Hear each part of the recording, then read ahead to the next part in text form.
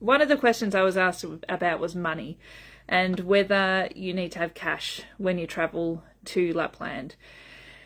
I don't believe that in Lapland you need to have cash as such. I did a trip there last year in September and did not need cash at all. Like, I literally just used my card everywhere. I know a lot of people ask about which cards are best. That's a common question in our community group here. We use, so I just thought I'd add this in at this point in time, we use an ING Orange Everyday account, and that has no international transaction fees once you meet the criteria. The criteria is not anything to get scared about. It is simply having $1,000 Australian dollars deposited in the account the month before you travel, as well as 5 cleared transactions of any amount. So if you were traveling in October, then in September you would need to deposit $1,000 and have 5 cleared transactions before the end of September, and that gives you, in the following month, it allows you to use your card without, you get charged for the international transaction fee, but then it's rebated straight away. So we use that, and we also use our ANZ Black Qantas credit card when we're travelling, because that's the same. We don't have any international transaction fees, and we earn points. So we're Qantas points collectors, and yeah, so wherever possible we will use our credit card. So I don't really think you need cash, but I would say that for things like going to Christmas markets, and so maybe some of those smaller stalls, you might, you could use cash, but again, there aren't big Christmas markets in Lapland itself, which actually surprised me, to be honest. I thought that there would be. There's like little pop-up stalls that you'll find, but not actual Christmas markets. But even there, like in the other Christmas markets, like we went to the one in Helsinki and in Tallinn, and we didn't need cash then either. So yeah, that's really up to you as to how you prefer to spend your money. There was a question about currency for the Scandinavian countries. So this is something that I have to admit, I didn't actually know this until I was there on my way to Lapland last year, and I was actually reading an article on the aeroplane and about how the Finnish get very annoyed when you refer to Finland being a Scandinavian country. So the question, because Finland is actually not a Scandinavian country. The Scandinavian countries are Sweden, Denmark and Norway, and Nordic countries include Finland, Iceland and Greenland. So that's just a little bit of a side note, because I think we do just refer to Finland as being Scandic, a Scandinavian country. So anyway, that was not the answer to the question that I know I was being asked. So in relation to the currency for each country, Finland is actually the only one that uses the euro. So I think that makes it really easy for people coming from Australia to Finland, and maybe perhaps visiting other parts of Europe. The euro is really easy and accessible. Particularly if you are wanting to use cash, you can obviously use it in other countries. If you're also going to Norway, they use the Norwegian krone, Swedish krone in Sweden, and in Denmark they have the Danish krone. So they all have their own different currency, which is obviously fine if you're using a card, but not as simple otherwise. Okay, so next question. I am flying through these questions, so I can see a couple of people coming in, and feel free to ask questions as you go, as I'm going. I'll do my best to answer them. So the next one is about tipping. Tipping is not a common thing in Europe in general. Certainly not in Lapland. We didn't tip at all. I never felt like I needed to. Perhaps if you're out at a nice restaurant, which we didn't do because we're budget travellers, you would maybe tip just like you would here in Australia. So I don't think you need to worry too much about that. Okay, moving on to some clothes questions. So the clothing, the best way I can say or talk about clothing is dress for comfort and dress for warmth. And the questions that I've been asked, I totally understand. So I'm smiling, but I'm smiling because I was in exactly the same situation and had the same question running through my head. And that was about, what on earth do you wear when you go out for dinner? Like if you go out for Christmas dinner and you've got your snow gear on, is that not weird? And like you have all these layers and they're not necessarily attractive, but you want to go out for a nice meal somewhere. Is that normal, or what do you do? So definitely dress for warmth, definitely dress for comfort. That is what all the locals do. So they're not necessarily not getting dressed up, but they are dressing to be warm. I think in places like Rovaniemi in particular, I mean any of the destinations that you go, if you're going in winter, people will be just dressed for warmth. And if you're traveling, everyone knows that you don't have multiple pairs of snow boots or whatever in your luggage, or multiple jackets. We're all just taking the bare minimum because obviously we have to travel a long way as well. So it is very normal to be out for dinner and see people at the dinner table in their snow pants or whatever it is that they are going to feel warm in. I personally wore like we didn't take jeans or anything like that. Like our clothes we had pretty much had two outfits, and they were either like the multiple layers and then a pair of waterproof overpants, which obviously were waterproof but also provided wind protection, and underneath I might have had like a pair of thermals and polar fleece trackies, and then those overpants. So that was one outfit that I had. The other outfit I had was thermals and then my snow pants. So they were my two go-to everyday attire, but I did actually pack a skirt. So and that was, I really actually packed that for the countries that I thought wouldn't be as cold. So like we went to Paris afterwards, and we were in the Netherlands for a little while, so it was kind of nice to have something nicer to wear. I didn't wear that anywhere in Lapland because it was too cold. So but I certainly, I think that you could actually, I tell a lie, I think I wore it to our Christmas Eve lunch, which we had at Yoluka Santa's Secret Cabin, I think it is called, where we met Santa for lunch.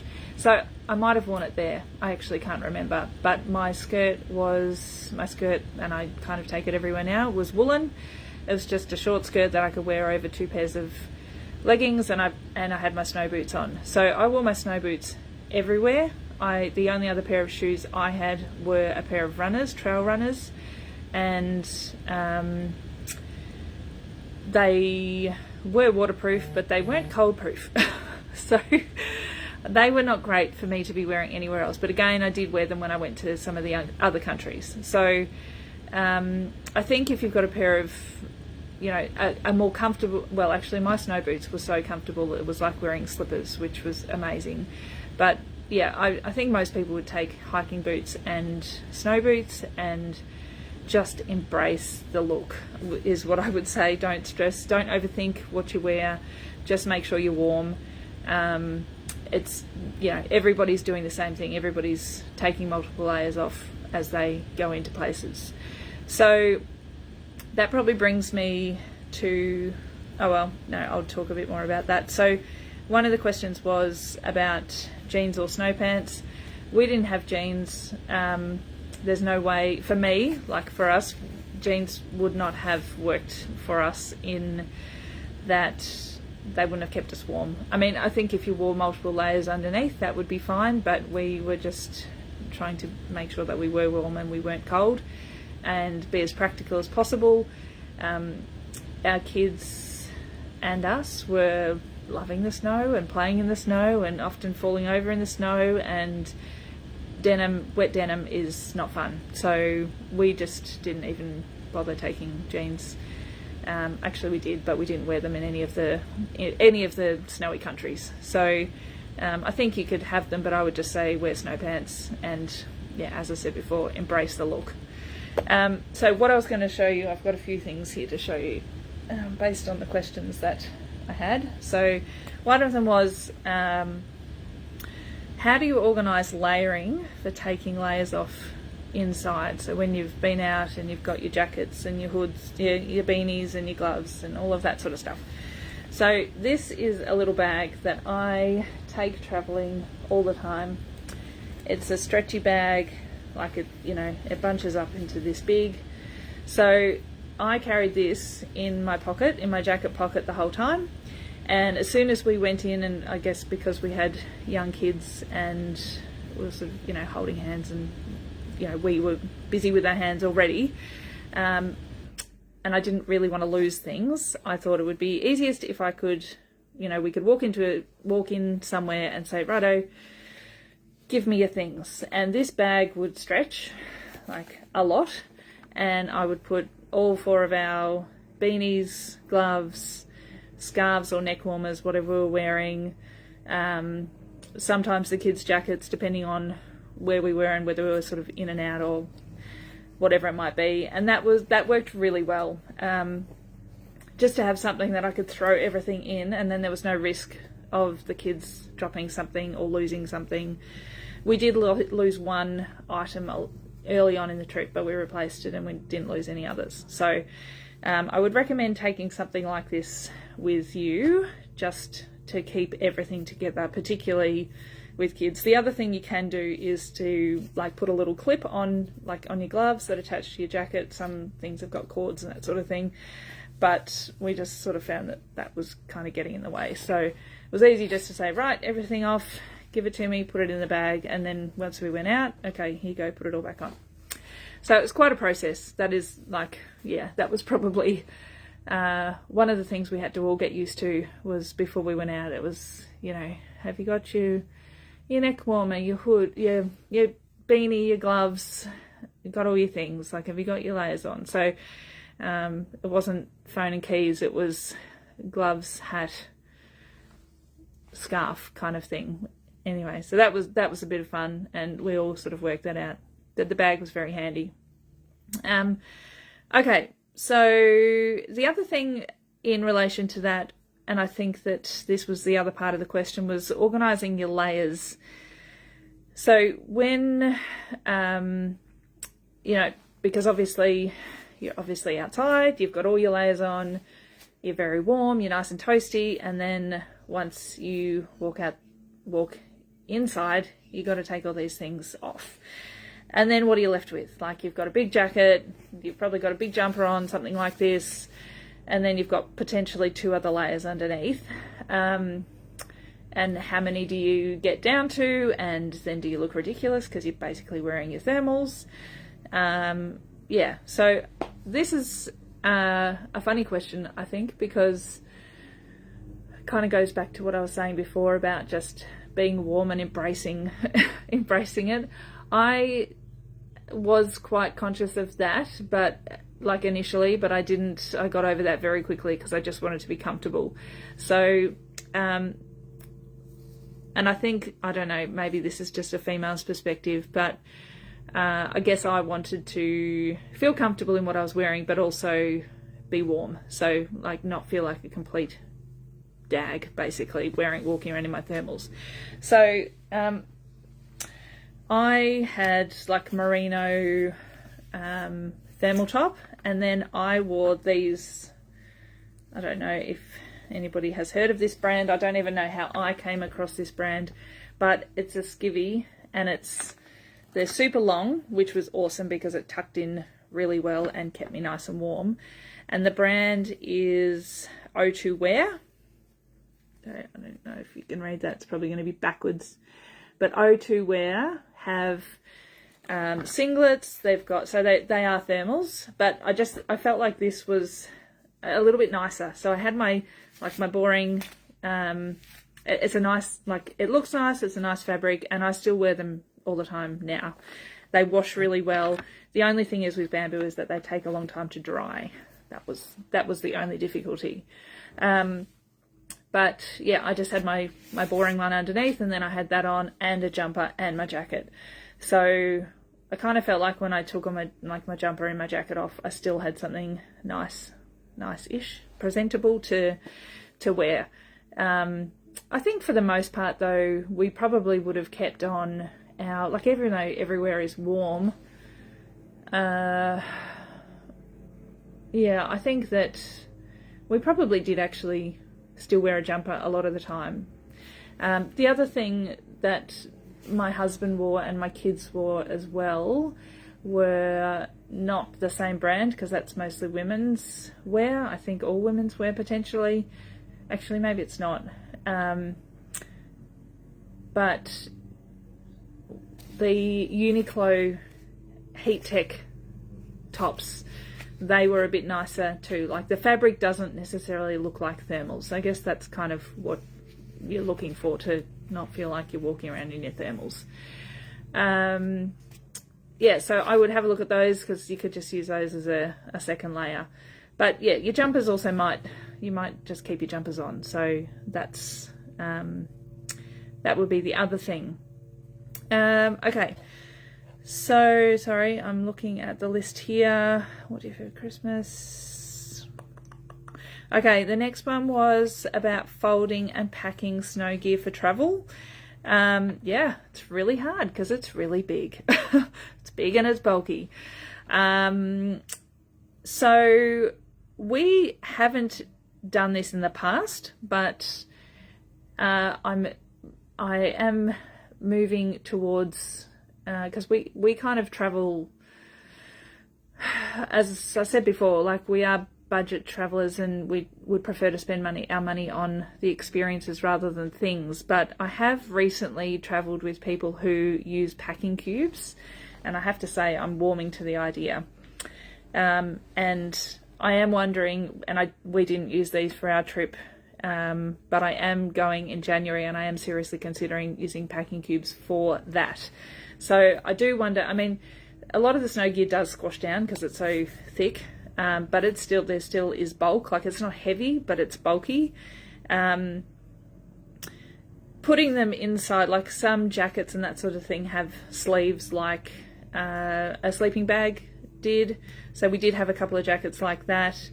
But otherwise I would suggest packing cubes, or just like rolling all the air out. That's how we tend to do it, and, you know, putting lots of pressure on it and packing things around it. We travelled with our jackets in hand, so we carried our jackets on the flight, or not actually on all of our flights, and we either stuffed them up, stuffed them together and made them a pillow to sleep with, or used it as a blanket. But that obviously saved us a fair bit of room. And the other thing we did was we flew wearing our bulkiest shoes. So I think in all our cases we were wearing our snow boots, and we just got on the flight and took our shoes off and put them under the chair. It was a very hot layover in Bangkok in our snow boots, but we survived. It was funny. We looked ridiculous with our big warm jackets and our snow boots, but it meant that everything fit in the luggage, so we kind of just got on with it. So yeah, I would say if there's a couple of things that you could wear to travel, that would save a fair bit of space. And yeah, absolutely carry your jackets, because yeah, they obviously take up a lot of space, and you can use them on the flight for different reasons. Okay, the next thing, oh yeah, there was another question about going back to shoes. So hiking boots and snow boots, yes. Do they walk around inside in boots? Yes, they do. So yeah, they're not, I mean, snow boots are not like ski boots, like, or, we would know them to be well, obviously they're not ski boots, but yeah, I'm trying to think in the snow, do people take their shoes off here in Australia? I can't really think. I guess they do sometimes. But anyway, no, people walk around in their boots. There are lots of like grated mats when you walk into restaurants, or foot mats to wipe your feet, or, you know, get rid of as much snow as possible. I guess some people might, but I certainly don't remember us ever taking our shoes off when we went into places. The biggest thing would be making sure that you don't walk snow through the house, in your wherever you're staying, or the hotel room. That was our biggest thing with the kids, was like, right, you're in the door, take your boots off, or even take your boots off before you walk through the door, because if your shoes are full of snow, then yeah, obviously that goes through your house and you have a very cold floor, a wet floor, and you don't want that when you get inside. A lot of places have heated flooring in the bathrooms, which is awesome. That was like amazing. I just thought that was the best thing ever. So we would put our shoes in the bathroom and they would melt, and you know, they all have drainage in the center of the bathroom anyway. So putting the boots on the floor melts the snow, gets rid of the liquid, and then we could bring the shoes out. The heated floors in the bathroom were also good for drying washing. I know that sounds really weird, but yeah, the apartments we were in were small and we needed to dry things. So yeah, we often had our socks and undies and that sort of thing laying on the floor trying to dry things. So yeah, be prepared to wear your boots in and around like shopping centres or shops or gift stores or whatever, because that's what everyone does. And you know, they are prepared. It's a bit like, you know, their roads and footpaths. They are prepared for people to need to come in and out with snow on their shoes. So that actually brings me to another question about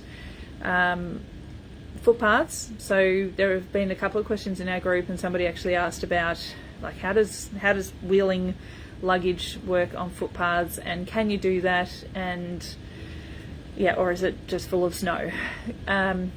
Yes, they're often full of snow, but they clear the roads very well, and often the footpaths as well. So if you are staying in a populated area, absolutely expect that the footpaths will be cleared, and wheeling luggage with wheels, so having luggage with wheels, won't be an issue. The only difficulty with luggage with wheels, I would say, is in and this doesn't really even apply to Finland, but in the countries that you visit with the old cobblestone roads, you know, that just makes it a bit more difficult. So I don't think that anybody would have that issue. Or obviously if you're staying at an Airbnb or something that doesn't have concrete, but that's anywhere, so that's not necessarily Lapland specific. Yeah, so whatever luggage you want to take will be completely fine. The only thing I would say though about luggage is that when you put it on the ground, expect it to get wet. You know, if you're carrying a bag that's like a fabric kind of bag or case, just be prepared that it will probably get wet if it's sitting in the snow. So you may just want to find something that has a bit of something protective to keep it from wetting through. Okay, just checking off my list here. I'm not sure if I really answered the question about what to wear for Christmas dinner, but I have, I think just wear whatever you're comfortable wearing within the realms of what I've already talked about. Okay, snow clampy things. Do we need them? Okay, so I have some here that I'm going to show you on a shoe in a moment. These have little, I don't know if I can show you these things. Hopefully you can see them. Little spiky things. They're actually very small. I've got the packet here. They're called snow tracks, and they come in sizes. So this was the packet of mine.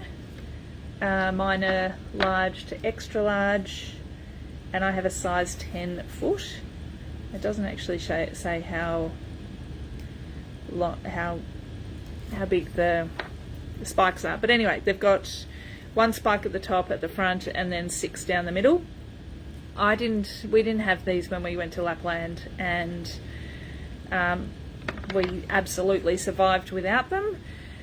Would I recommend you have them? I think it depends what you're comfortable with. We then, like last summer, we were in the US and had some time in the snow, and we didn't use them there either. But again, we are not people who spend money on things so much. We probably fall over 100 times before we actually go and buy some of these. A friend of mine actually bought these for me as a gift, because I told her a story about how many times I fell over in Lapland because I wasn't wearing these. And so my friend is American, and she gave me these. She's like, oh, you've got to have these. They're the best. And I feel like they're actually going to be awesome.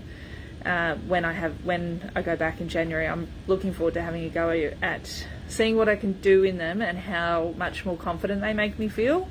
So I found that in the deep snow, I didn't feel like I needed them because it was quite thick and I just didn't feel like I needed them. But walking through the cities, particularly probably in Helsinki, there were times when I did fall, and some of us fell. I think one of our kids didn't fall, the rest of us fell at some point in time.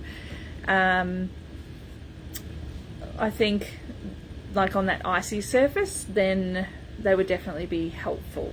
I'm really interested to see whether you can run with these on your shoes. So I have got a shoe here that I've attached them to. So they just go over the front part of the shoe there, and you can see got the two and one at the top spikes, and then it just straps on there and then clips on over the back of your shoe. So that, I mean, it was a bit of a pull to get it on, but it certainly worked fine. There's also 2 prongs here at the back, and it's got an adjustable strap across here. So they're very easy to put on. My biggest issue when I was in Lapland was that I was running and I was wearing my trail runners, and I think for the most part actually it was okay in Lapland itself because I was running along trails and the snow was quite thick.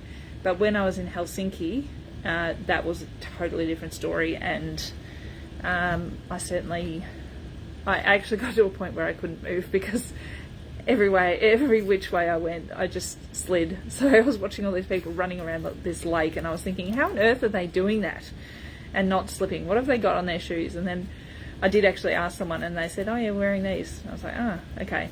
So I guess the other thing with these is that they're rubber, and they do scrunch down into quite small. So, you know, that's, and I'm sure you can do it nicer. You can probably roll it up, and you know, it's something that can fit in your handbag or something if you want to take them as a just in case. So yeah, I'm actually really looking forward to seeing how these go for just walking every day, or for being a bit more active, because yeah, if I can run in these and not slip over, that would be amazing. My husband also would have appreciated these when we were walking through Talent, and we were walking along some old cobblestone roads in the old town, and he was holding his gloggy, which is his mulled wine, and he came a cropper, and the mulled wine went everywhere, and he was more sad about losing his drink than being on his backside, but he would have appreciated those at that time. So yeah, anyway, that's my thought on those snow clampy things. I actually don't even know how much they are, but they're probably handy if you've got a back injury, or if you're just feeling a little bit nervous about walking on icy surfaces. I think that it would be not such a silly idea to have that packed just in case, because the ground is hard, let's be honest. So yeah. All right, next questions. Okay, so must-dos, hidden gems, nature areas, how to avoid crowds and the best times to visit places. Okay, there's so many things here, and I think that it really depends on the time of year that you go.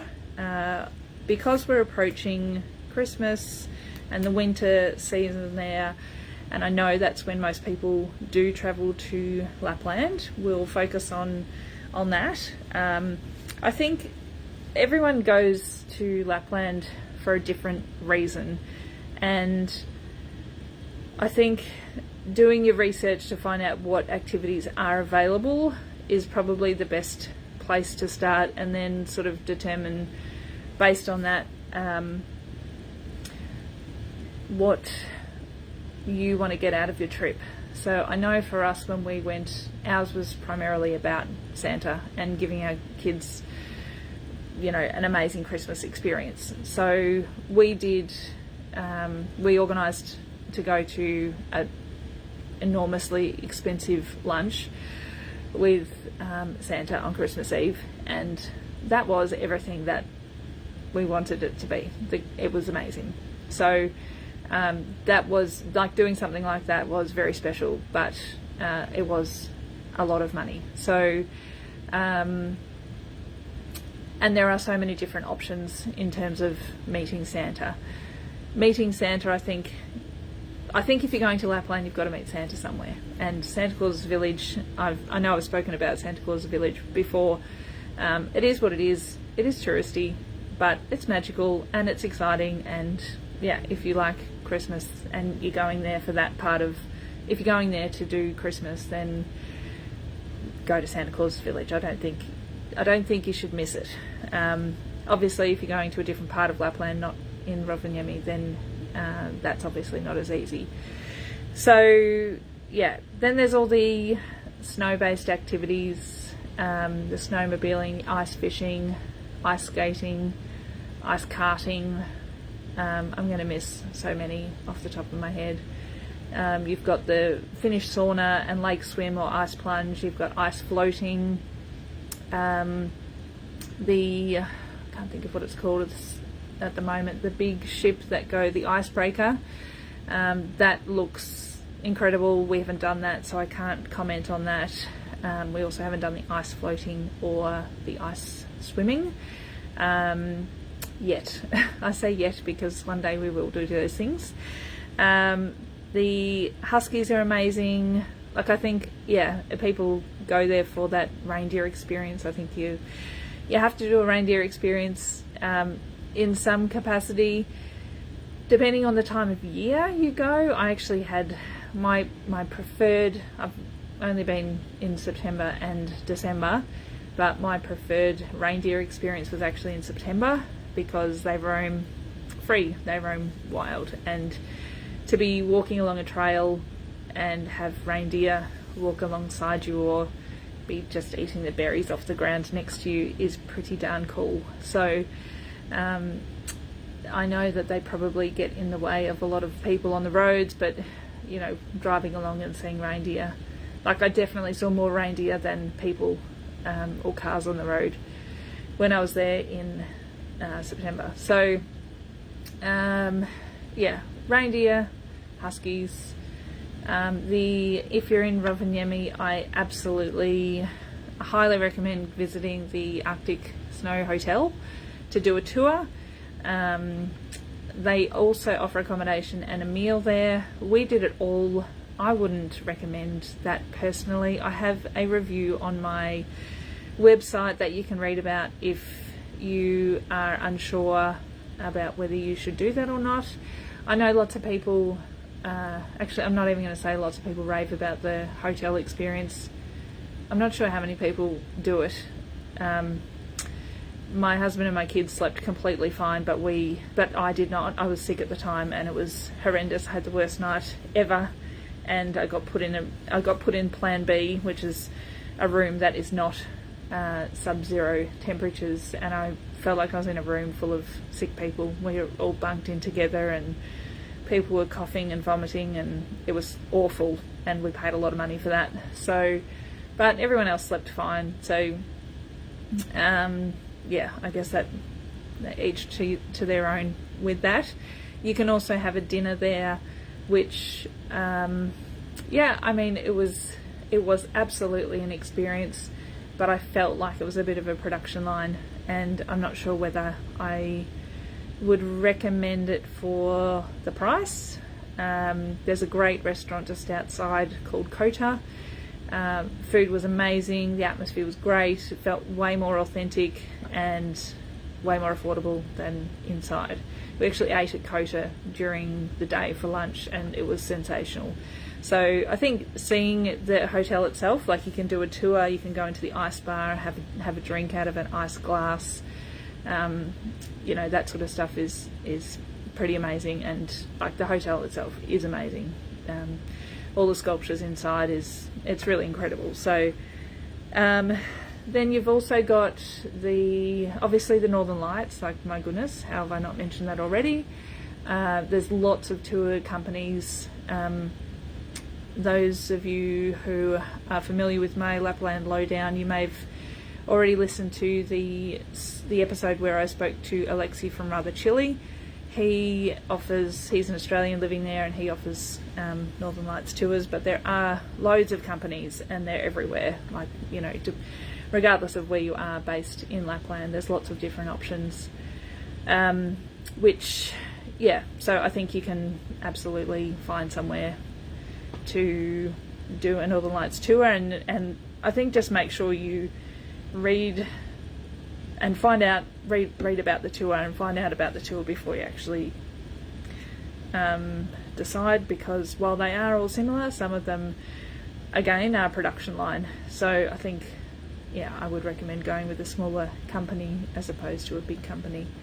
Another must do, I would say, is download an Aurora app. So we used on my phone, I can't show you. We used one that I just got off Google Play and had the alert set, and yeah, that was really cool to have, because if there's an Aurora out, you'll get a notification. You can always duck out from wherever you are to have a look. So that's a must do.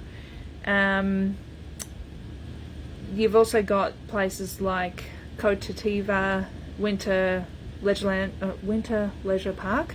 Actually, it's not that anymore, it's Kotativa Resort, because they now have accommodation and other activities that you can do there. But I would say that's like a one-stop shop for all of your snow activities. They have sledding, snowshoeing, frisbee golf, which is huge frisbee golf, disc golf they call it there, but it's well, I guess it's the same as frisbee golf, but it's quite big through Europe. They have lots of competitions, and they've got a course set up there, which is a bit of fun, doing that in your snowshoes. I think I said ice skating. They have other outdoor games and activities. They've got a little hut that you can sit in and cook sausages. They've got a cafe. They've got reindeer. What else have they got? Ice hockey, like you can grab a hockey stick. So there's lots of things, and that's really fun. Then there's also lots of places that have sauna and ice swim opportunities. Lapland Winter Park has a range of activities that you can access there. I haven't actually been there, so I can't tell you too much about that. But I have been to Kotativa, and I'm going back again. I absolutely loved it. We loved it. It was probably one of our highlights. Also, the other thing that's quite popular is the jacuzzi. So, you know, sitting in a jacuzzi under the Northern Lights, or the Northern Lights, that they'll come out that night. That's a pretty special thing to do as well. The other big thing I would say is just to make sure you make time to do nothing, like to just enjoy the snow, particularly if you've got kids. I think, you know, you can get so caught up in feeling like you've got to do all the things and all the activities, but in actual fact, some of the things our kids loved most was just sledding, like, you know, flying down the hill and on their sleds Santa brought them sleds while we were there, under the condition that they wouldn't be able to make it home, which they were fine with. So yeah, they enjoyed the sleds while we were there and had a great time, just, you know, making snow angels and that sort of thing. And they're things that they don't get to do here, and I think a lot of us here in Australia don't have that opportunity, depending on where we live, but more of Australia doesn't get snow than what does. So I don't know if I covered everything with the must-dos. I feel like I have some hidden gems, but I feel like they probably came from my experience in September, which is not necessarily the most popular time to go, but I would actually say September is a hidden gem in itself, because and the other part of that question was nature areas. What I loved about going in September was just, I think the nature side of things really became very evident. Like I was by myself, so I just hired a car and drove around to different parts of Lapland that I hadn't been. So I drove from Rovaniemi to Posio, and Posio was beautiful. Like, you know, I stayed in an igloo there for a couple of nights, and it was just beautiful. It was in the middle of nowhere. I woke up to reindeer outside my window, had beautiful forest around me. They have an outlet shop for Pontik. I'm not sure if you're aware of that. It's Pentik. There's quite a couple of there are. I think there's a Pontik shop at Santa Claus Village, but also Maremco, and there's one other, and I can't think of the name of it. But there's a number of interior design shops that are really nice and familiar. I think that's not really my thing, but even I was familiar with some of the brands. But Pontik was really nice, and also from Posio you can go to the frozen waterfalls, which are obviously not frozen in September, but I'm going to pronounce this incorrectly. In fact, I'm going to pronounce all of the names incorrectly, but there's Karawalma Canyon, which is where the frozen waterfalls are. That's a beautiful walk. Aulunca National Park is absolutely stunning, so I did a fair bit of walking through there. The colours were just beautiful, the river was stunning, the trails are amazing, so well kept, and it'd be interesting to go back there in winter to see what it's like. But they have, like, along the trail there's lots of free camps and huts set up for camping, and, you know, not just a regular hut. Like, actually you walk into a tiny little hut and there's 2 raised beds and, you know, a little table and chairs where you can sit down and eat, and there's outdoor kitchens and, you know, obviously pit toilets and that sort of thing that anyone can use, and also a full supply of wood, like with an axe to cut your own wood if there's none left. So that was amazing, and we did actually see that as well in a couple of places when we were there in winter, and that was awesome. Like, it just makes nature so accessible. The other thing that I did from Ruka in September was go brown bear watching, and that was awesome. That was such an incredible experience, and different, like something that, again, we can't do here in Australia. So I just sat in a little hut for, I don't know, 5 or 6 hours or something in complete quiet. I was with other people, but one of the instructions is don't talk, and I was like, this is amazing. I can just be quiet and just sit quietly and wait for the bears to come out, and they did. So that was really cool, and you can do that through the summer season, so you can be there for when the cubs first arrive, and I imagine that would be very cute. But yeah, that was very cool. The Ristanturi is another national park. I'm very sure that I said that incorrectly. But that's another national park that you can access for hiking or probably huskies in winter. I guess snowmobiling and snowshoeing you could access that from, I would say, Posio, Ruka, Kusamo, maybe even Rovaniemi. So it's quite central. Ranua even. Actually, I should have said the Ranua Wildlife Park was also a real favourite of ours, seeing all the Arctic animals in winter. That was pretty amazing. The other hidden gem that I would say that I really loved, again, that was in September, but was I did a couple of hikes in Levi, and one of them was to Santa's hidden cabin, and it was hard to find.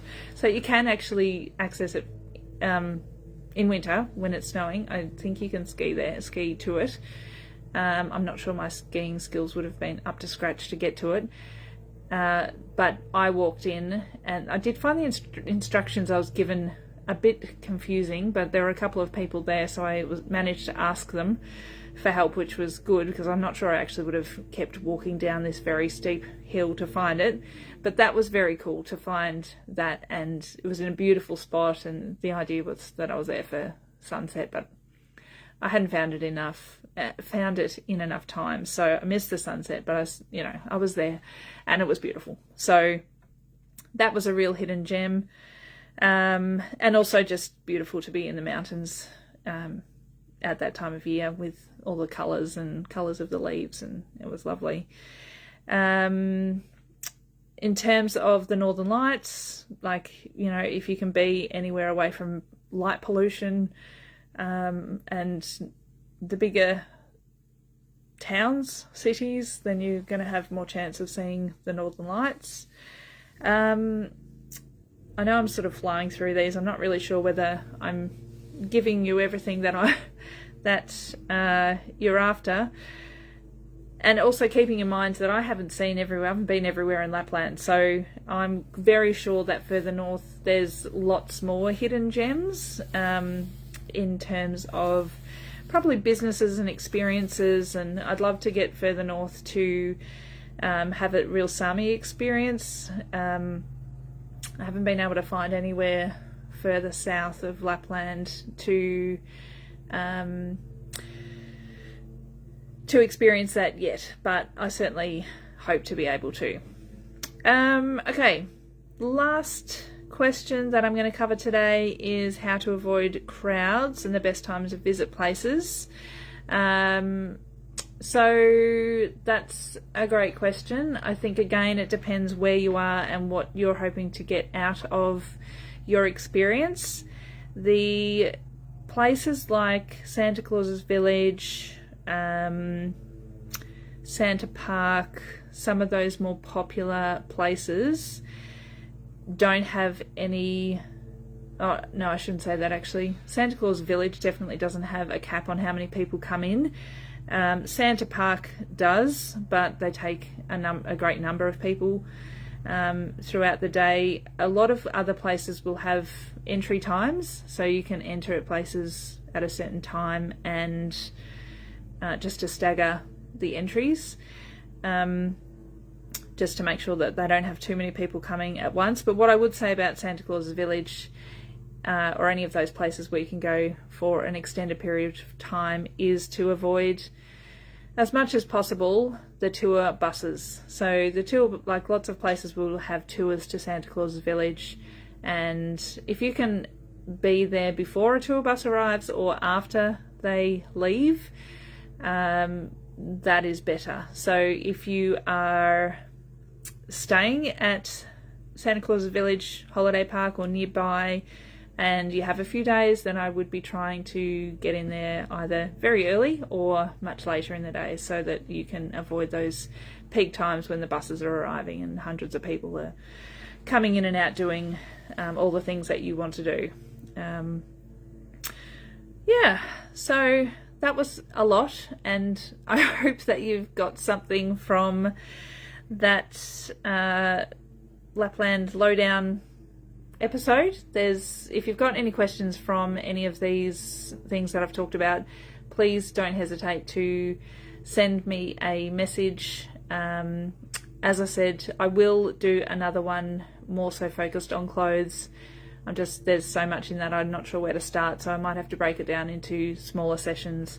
But until then, I hope this has helped, and if you've got questions, let me know, and if not, I will see you another time. Thanks for being here.